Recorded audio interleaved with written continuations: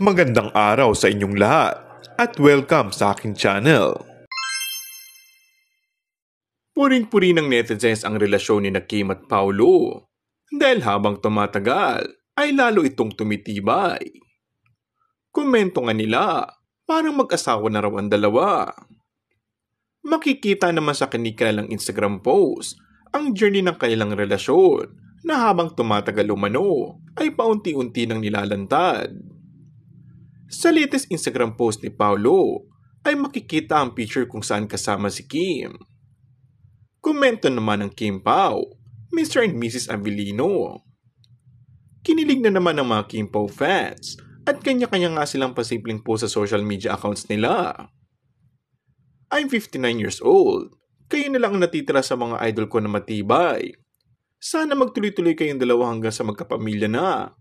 Happy for the both of you. Say ng isang fan. Patiently waiting na maiuwi ito sa engagement proposal.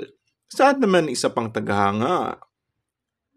Yung mukha ni Paulo ngayon, naramdaman ko yung pagmamahal. Parang sentimental ang mood mo po. Ang sarap siguro ng pakiramdam na may nagmamahal na siyang tao na tunay at kitang-kita mo. Puna naman ng isa pang fan. Samantala, kitang-kita naman talaga sa dalawa ang contentment and happiness kapag magkasama.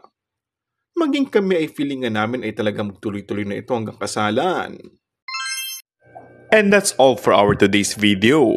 Kung bago ka lang sa aking channel ay mag-subscribe at pindutin na rin ang notification bell. Maraming salamat!